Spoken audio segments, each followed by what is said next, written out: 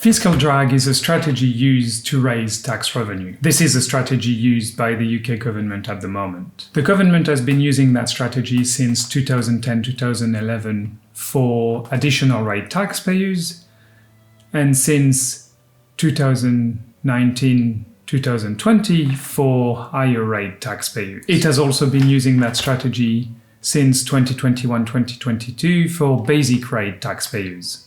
To get a sense of what that means, let's take a look at the tax bracket boundaries in the UK. The government also publishes data about how many people are in a tax bracket, which allows us to see how the number of people in a specific bracket has changed over time. Now, while your marginal tax rate can increase drastically as you cross a tax boundary, the new tax rate only applies to your income above that boundary.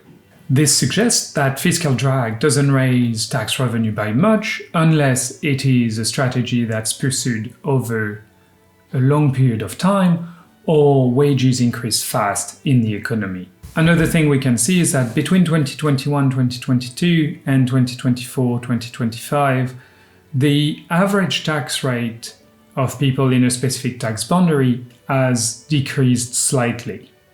This could be as a result of fiscal drag, because there are more taxpayers with income just at the lower end of the tax bracket, which lowers the average tax rate paid by taxpayers inside that tax bracket. So let's do a quick thought experiment. Let's say you earn just under the higher rate boundary, and that boundary doesn't change from one year to the next, but your salary is indexed on inflation. That means that technically you make the same amount of money in terms of purchasing power in year T and year T plus 1.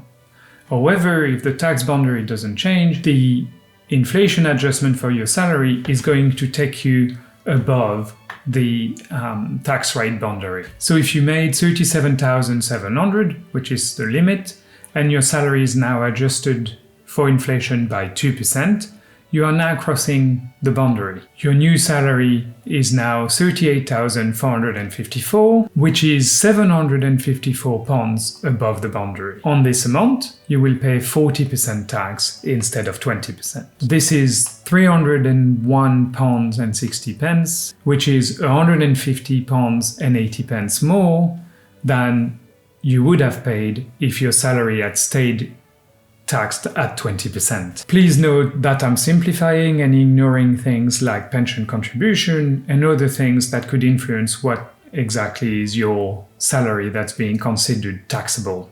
Now, if we take a look in HMRC's numbers, we can see how many people are in a specific tax bracket at every point in time. The number of higher rate taxpayers went from 4,430,000 in 2021-2022 to 6,310,000 in 2024-2025.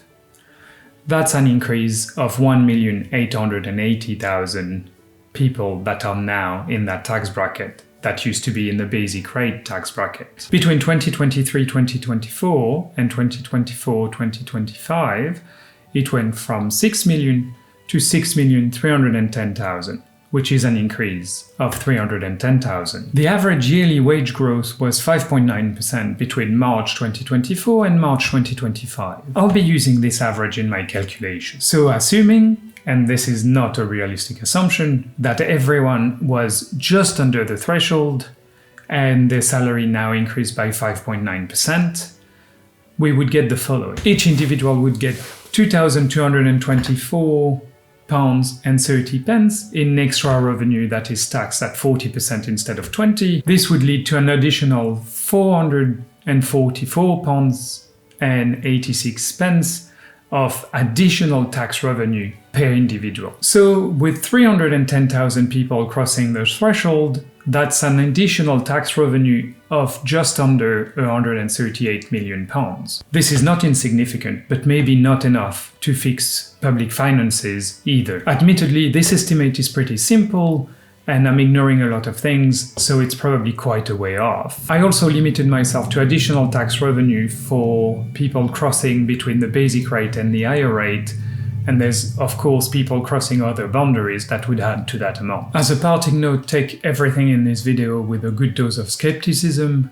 I am not a tax expert, and this was mostly an exercise in getting to grips with Manim, the software I'm using to make the animations. One thing I might explore in a future video is what happens to tax revenue if people try to artificially limit their income to stay below a tax boundary, like we see happen with the childcare cliff edge.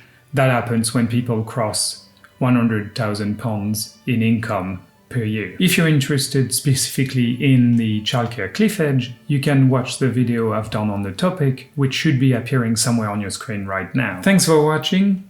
Let me know your thoughts in the comments below. Bye for now.